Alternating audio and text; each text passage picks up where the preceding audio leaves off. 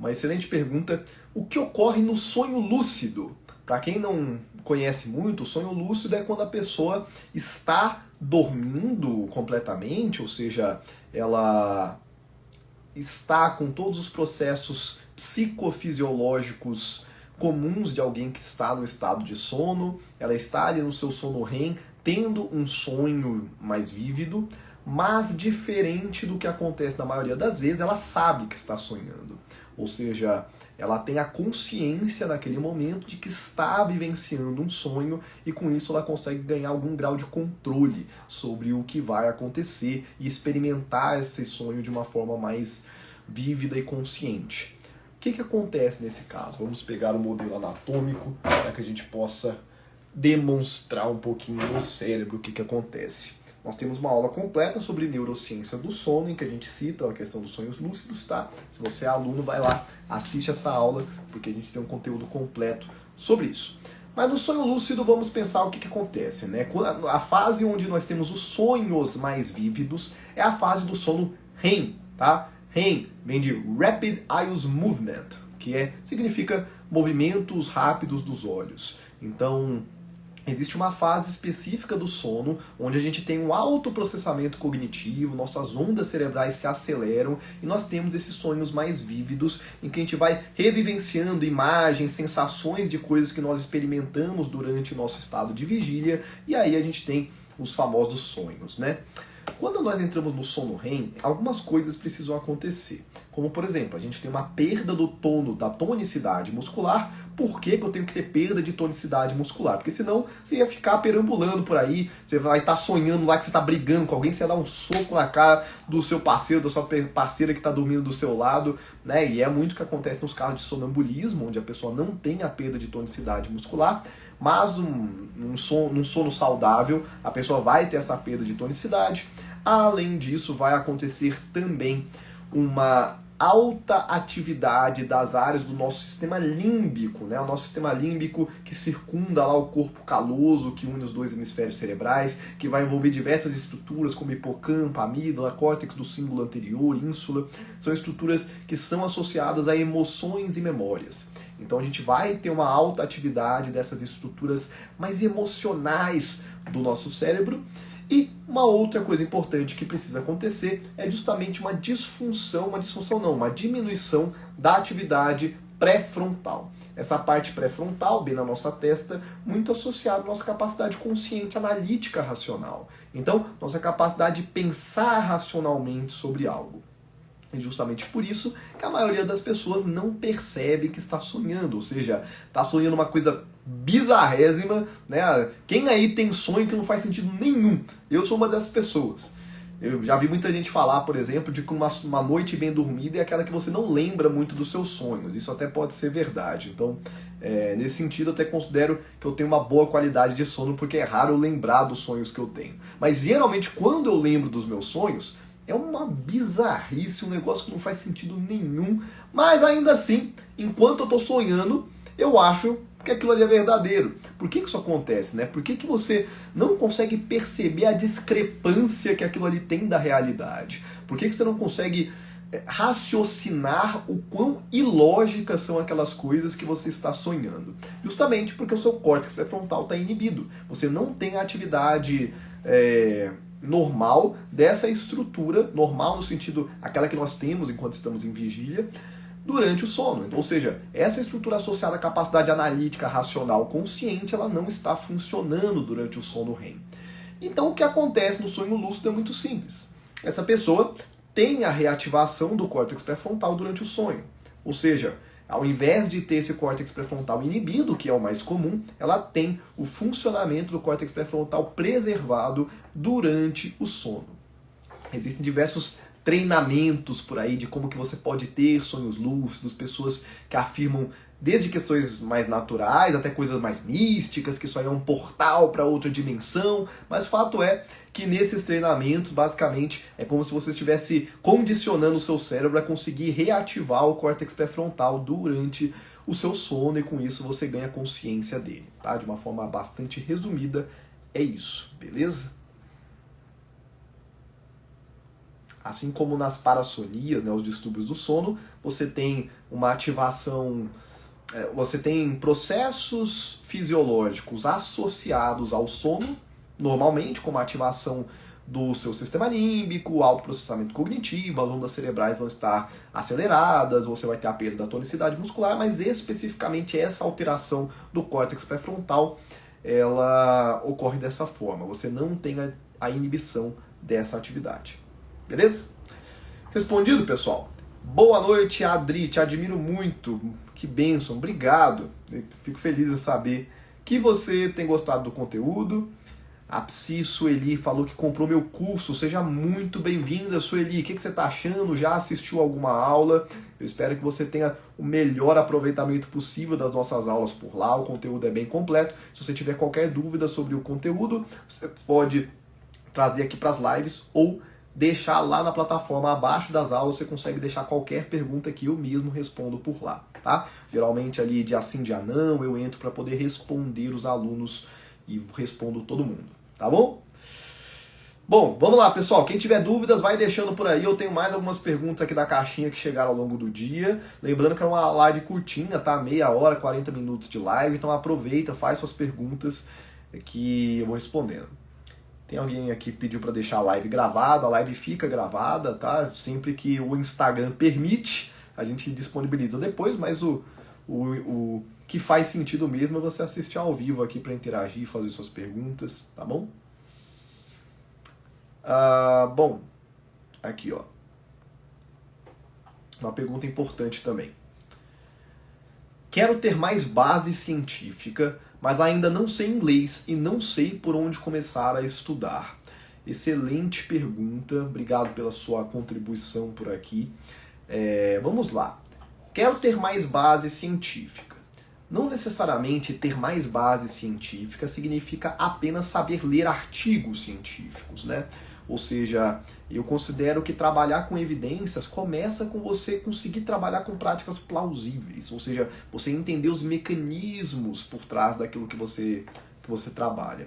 Então, para poder entender esses mecanismos numa perspectiva mais científica, as neurociências são um caminho para isso. Ou seja, assim como o estudo do comportamento, alguns estudos da cognição, o estudo da neurociência é uma base científica sólida que você vai ter tanto para ter um raciocínio clínico maior, quanto também para poder psicoeducar. Então, se não sabe por onde começar a estudar, vem fazer parte da nossa formação, se você não faz ainda, que você vai ter uma base sólida científica sobre o ser humano. E nós temos ainda uma aula completa só sobre PBE, que é para te ensinar a conseguir ler, filtrar e interpretar evidências científicas, que é uma aula bônus, mais associada a você conseguir trazer um entendimento maior dos ensaios clínicos e revisões sistemáticas.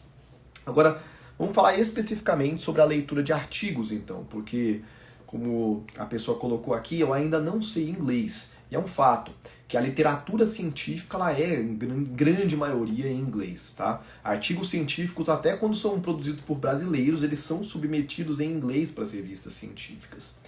Então, é claro que ter o domínio da língua inglesa é bastante interessante. É importante que a gente busque isso de alguma forma. Mas eu sei que não é simples, não é tão fácil assim, né? Ou seja, não é de um dia para o outro que a gente passa a ter um domínio completo de uma língua inteira. Então, para quem não tem o domínio da língua inglesa e não consegue, às vezes, ler o artigo científico em inglês, a primeira recomendação minha é você utilizar o Google Chrome, tá? Então o Google Chrome ele tem uma funcionalidade de tradução de páginas. Então se você acessar lá o PubMed, por exemplo, que é o principal portal para poder buscar artigos científicos da área médica, e você acessa ali, por exemplo, o resumo do estudo, é só você ir lá em cima, perto ali de onde você coloca o site, né, a URL, tem uma opção de traduzir a página automaticamente. Então, automaticamente você já traduz a página para o português. Outra possibilidade, hoje em dia nós temos vários, o próprio Google Tradutor, se não me engano, ele já tem um tradutor de PDFs. Então você pode pegar aí o seu PDF, baixa o estudo científico e manda para o Google poder traduzir ali para você também, tá? Você pode utilizar também as inteligências artificiais, como por exemplo o ChatGPT. Então se você tiver o plano pago, você consegue submeter ali um PDF de um artigo científico e pedir para ele traduzir, resumir, tá? Você consegue utilizar diferentes formas aí dele te ajudar. Milena até mandou aqui, o ChatGPT também. Então, são esses caminhos que você tem. Você tem caminhos de fazer uma tradução aí dos artigos científicos para o português. Então, é sempre bom a gente ter o domínio da língua inglesa, mas não é impossível ter acesso à literatura se você não tem o domínio da língua, tá?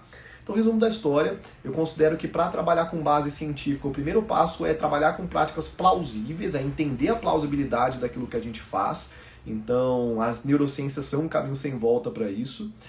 E sobre estudos clínicos especificamente, a gente tem uma aula inteira lá no curso sobre práticas baseadas em evidências, que a gente ensina um pouquinho sobre essa questão de busca de artigos na área clínica, como filtrar, como saber o que faz sentido, o que não faz, e aí você pode utilizar esses caminhos para poder traduzir os estudos para o português. Em geral, nós temos uma aula inteira para isso, mas se a gente está falando sobre ensaios clínicos, geralmente você deve filtrar lá no PubMed para ensaios clínicos randomizados, revisões sistemáticas ou meta-análises. São esses os tipos de estudos que nos dão respostas para perguntas clínicas, tá?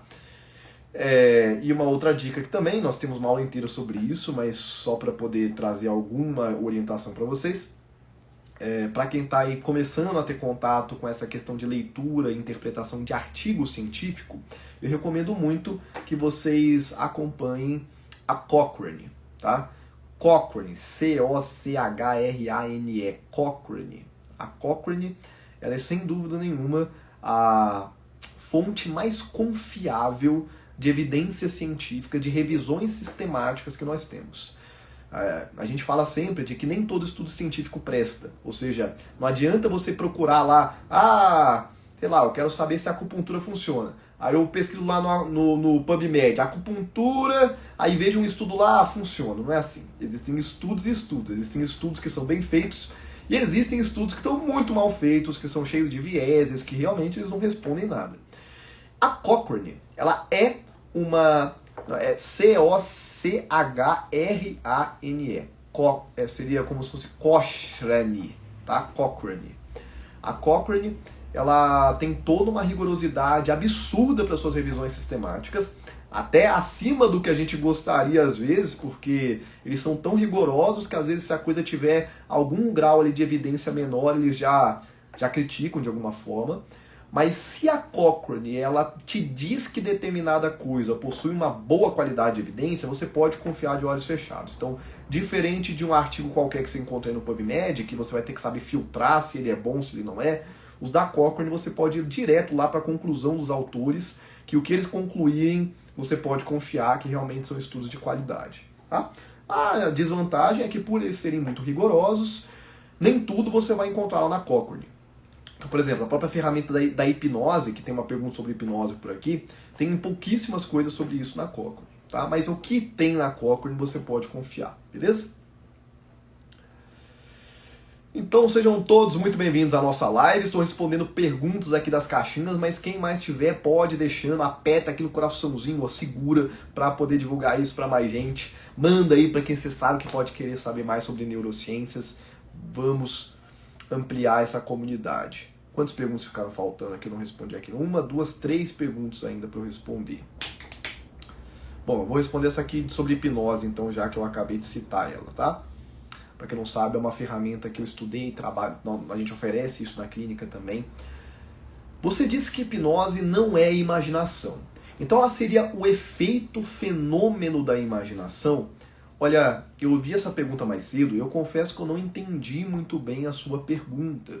Na verdade, não existe uma ligação direta entre hipnose e imaginação. Na verdade, existe uma ligação no sentido de que quase sempre nós vamos recrutar a nossa imaginação nos processos hipnóticos, isso sim. Mas imaginação não faz parte da definição do que é hipnose, tá? Na APA, né? A APA é a American Psychological Association, Associação Americana de Psicologia.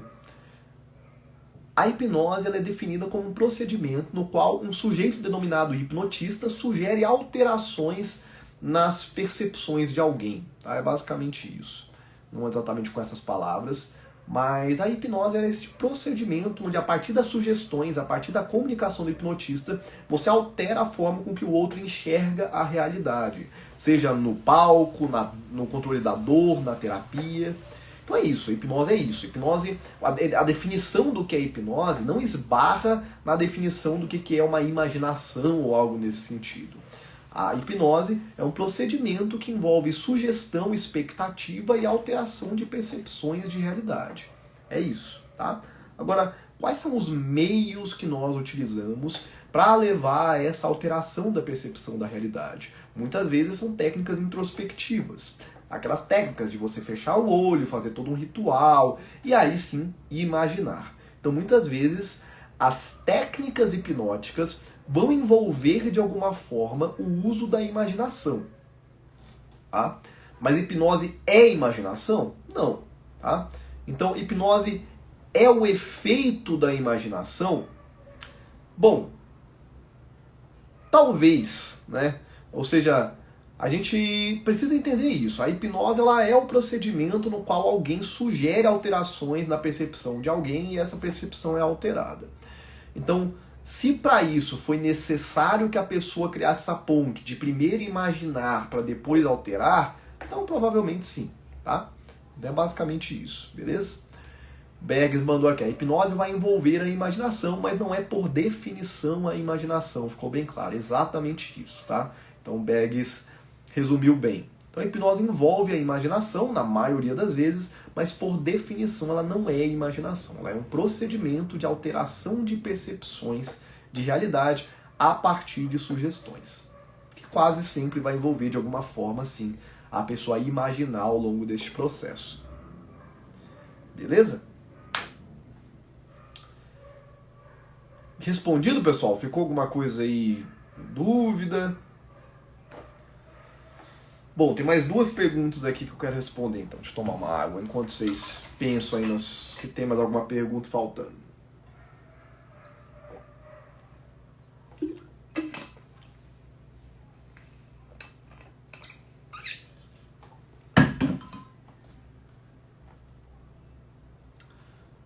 Deixa eu ver se alguém mandou alguma coisa aqui que eu deixei pra trás. Sueli falou que ainda tá na apresentação, tem bastante coisa pra ver aí, então.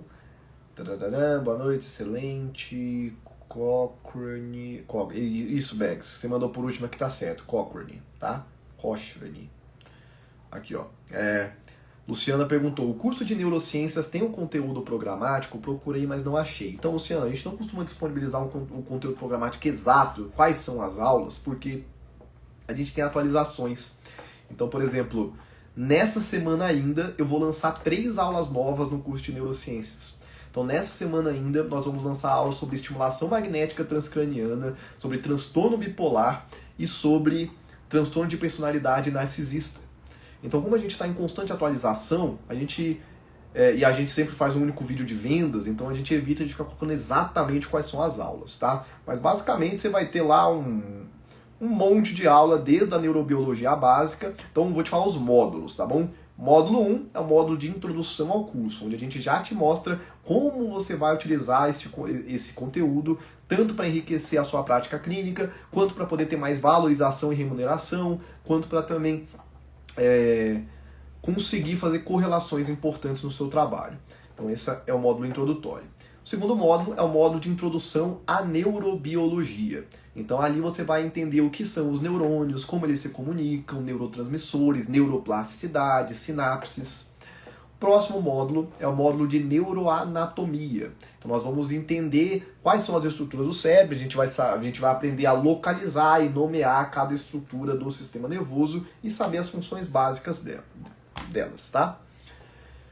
Depois a gente vai para a neurofisiologia, que aí já é um módulo maior, mais aplicado, onde a gente tem várias aulas sobre diferentes processos que acontecem a partir do nosso sistema nervoso. Por exemplo, a gente tem aulas sobre sistema nervoso autônomo, temos aulas sobre fisiologia das emoções, aulas sobre memórias e condicionamentos, aulas sobre eixo microbiota intestino-cérebro, neuroimunoendocrinologia, neurociência do desenvolvimento, a neurociência do sono, funções executivas. Então são várias aulas nesse sentido. E aí depois a gente chega no módulo de transtornos e psicopatologias, que aqui sim a gente começa a falar mais especificamente sobre saúde mental. Então a gente vai falar sobre ansiedade, depressão, dependência química, luto, transtornos do neurodesenvolvimento, espectro autista, TDAH, transtornos de personalidade, borderline, antissocial, narcisista, transtorno bipolar agora também. Enfim, temos várias aulas sobre transtornos e transtorno do espectro da esquizofrenia. E aí a gente chega, então, por fim, no módulo de intervenções clínicas, que aqui sim a gente fala sobre tratamento. Então a gente fala sobre neurociência da meditação, mindfulness, da hipnose, falamos sobre dessensibilização sistemática, reestruturação cognitiva, ativação comportamental, respiração diafragmática. Lançamos aulas agora sobre neuromodulação, então nós temos uma aula sobre neurofeedback. Agora estamos lançando uma aula sobre estimulação magnética transcraniana. Temos uma aula bônus sobre práticas baseadas em evidências, que é uma aula de mais de 40 minutos, ensinando vocês a encontrarem, filtrarem artigos científicos.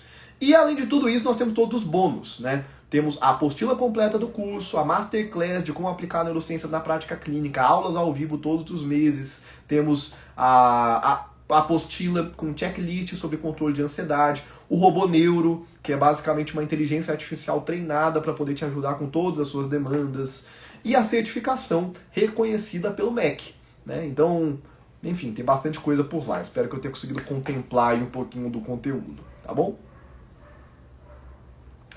Bergman André, né? Ficou claro, adorei, ótimo, que bom que você gostou, que fez sentido. Aqui, ó, Milena perguntou: hipnose cura obesidade? Então, Milena, é difícil de responder isso, tem alguns pontos que a gente tem que passar, tá? Primeiramente, termo cura, tá? É um termo que geralmente a gente evita utilizar porque ela traz uma sensação de que, primeiro, eu estou te garantindo o resultado e nem nada, coisa importante, pessoal, nada, absolutamente nada em saúde é garantido, tá? Então, mesmo que o tratamento tenha aí 99,9% de eficácia, garantia não existe. Sempre existe taxa de insucesso. Com a hipnose não é diferente, tá? Hipnose não é milagre. Então, muitas pessoas não têm resultado, assim como em qualquer abordagem de saúde, tá bom? Isso é normal em qualquer processo que a gente tenha uma taxa de falha.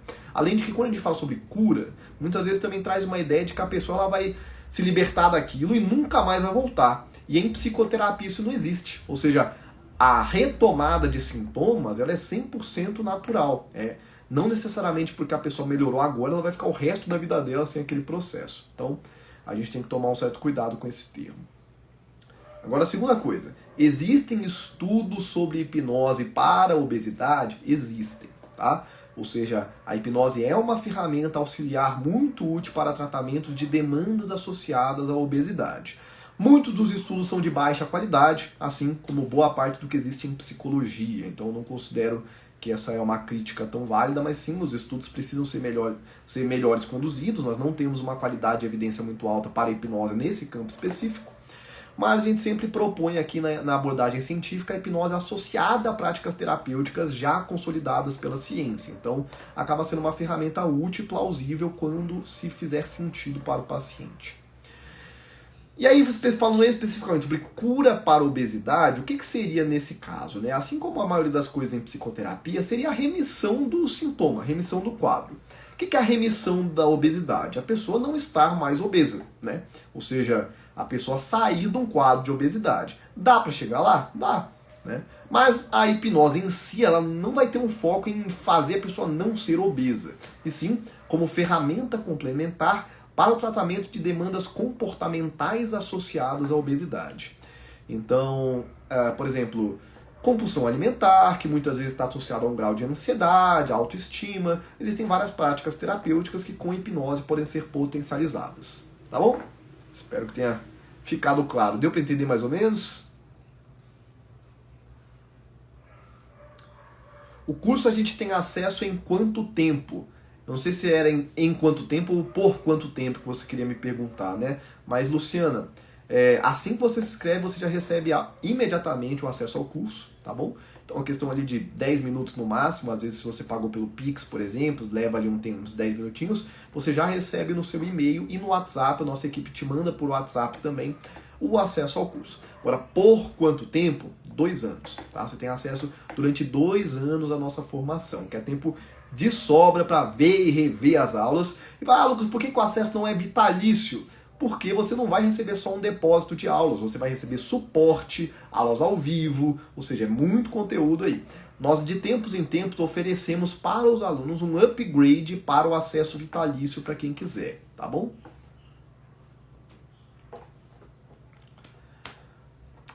Pelo preço que está hoje é de graça. Eu mesmo estarei comprando amanhã. Perfeito, Bags. Estamos te esperando por lá. Vai ser muito bem-vindo.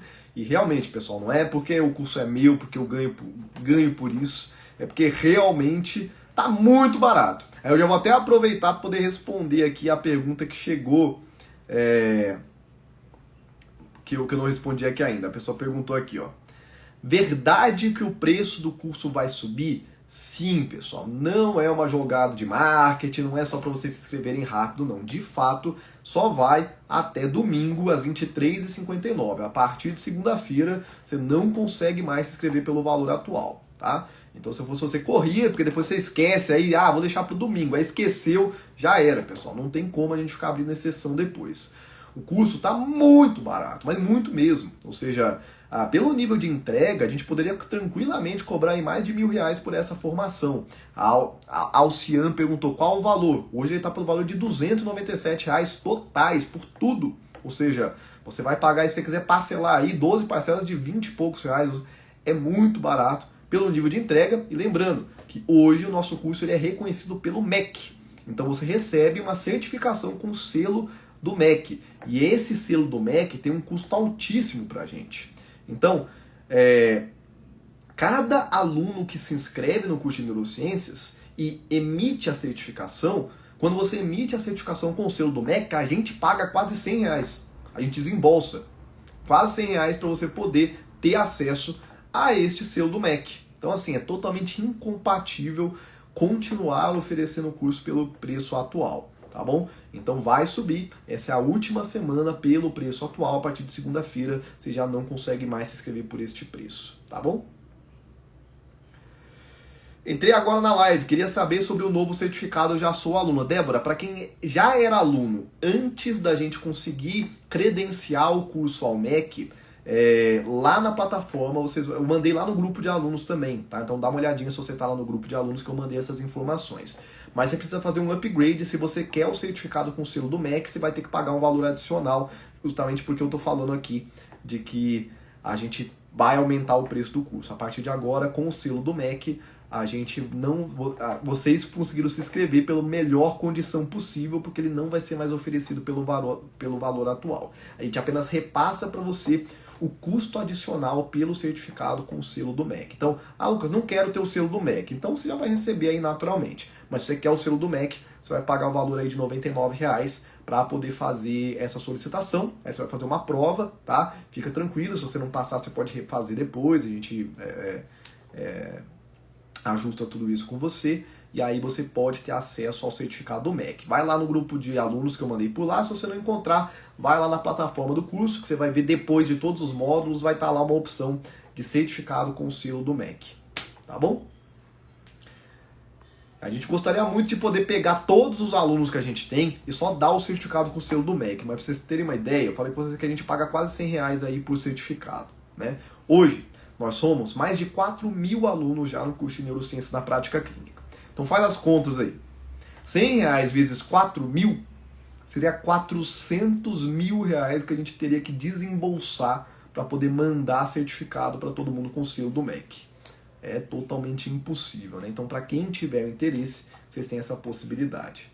Bom, chegou alguém falou alguma coisa aqui acima. A Alcian falou, ela ajuda. Eu já fiz auto-hipnose e emagreci 18 quilos. Mais terapia e mudança de mentalidade, exercício. Exatamente, Alcian. A hipnose é uma ferramenta muito útil. Ela pode vir a ser aí um grande aliado na perda de peso, mas a gente tem que tomar esses cuidados, colocar aí o pé no chão, né? E entender de que ela vai vir associada a uma mudança realmente de mentalidade, comportamento.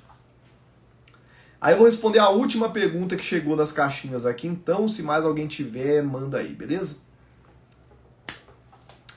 Irei começar a formação. Com ela é possível usarmos o termo especialista em neurociência? Essa é uma pergunta muito importante, tá? Porque a resposta é sim e não. Por quê? Não tem uma coisa muito concreta sobre isso. Teoricamente, pessoal, o título legal de especialista é um título restrito às pessoas que fizeram uma especialização. A especialização é uma modalidade de pós-graduação. Então, eu, por exemplo, sou legalmente reconhecido pelo Estado como especialista em neurociências, porque eu fiz uma especialização pela Universidade Federal de Minas Gerais em neurociências. Então, nesse caso, sim, eu sou especialista e posso utilizar isso sem problema nenhum. O nosso curso de neurociência na prática clínica não é uma pós-graduação, não é uma especialização, tanto que você não paga aí nem 10, nem 5% do que uma boa pós-graduação realmente custa, tá? Ele é um curso de extensão universitária, ele é reconhecido pelo MEC como um curso de capacitação. Então ele te capacita a utilizar as neurociências, mas ele não é uma pós-graduação. Então, teoricamente, você não tem o título legal de especialista com a formação.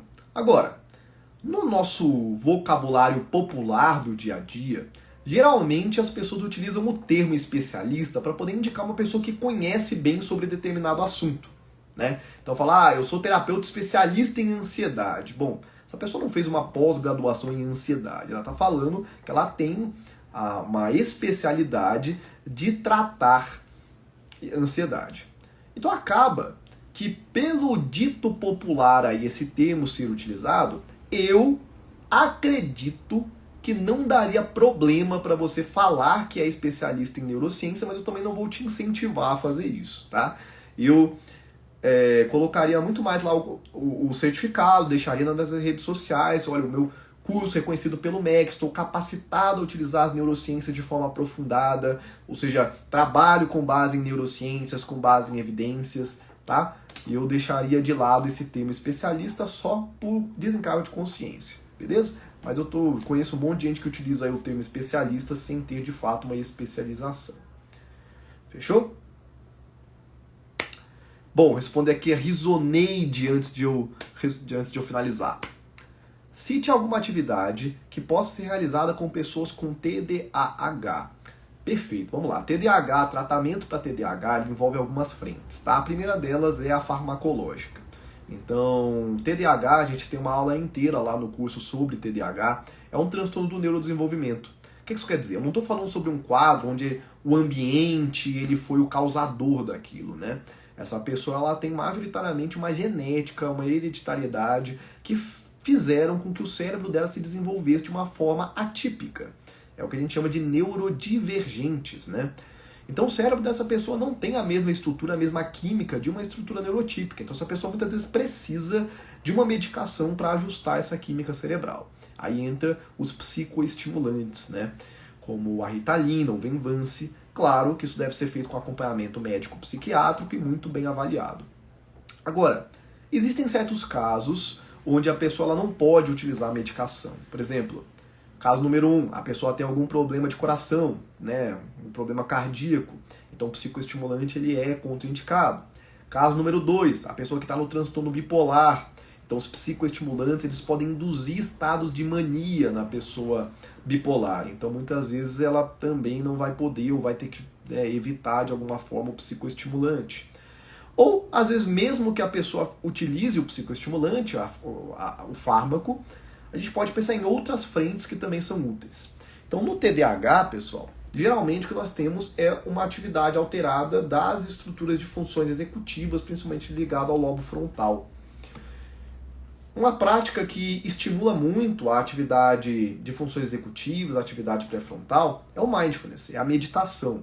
Numa perspectiva científica, ela pode ser uma ferramenta que vai treinar a pessoa com TDAH a ter uma capacidade aumentada de foco, de retenção da atenção em algo. Então eu recomendo muito o mindfulness para essas pessoas. Ah, Lucas, mas eu tenho TDAH, eu não consigo prestar atenção em nada, não consigo meditar. Por isso que a gente tem que pensar em abordagens pé no chão e científicas.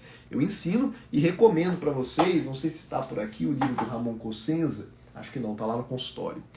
O livro do Ramon Cossenza, que foi meu orientador da pós-graduação, chama Neurociência e Mindfulness. Ele fala muito sobre neurociências aplicadas, emoções, meditação, e tem práticas meditativas simples que você pode utilizar. Então, já falei sobre medicação, já falei sobre meditação, né, mindfulness, e aí entra a terapia. Então, a abordagem de terapia considerada padrão ouro para tratamento de TDAH é a terapia cognitivo-comportamental, tá?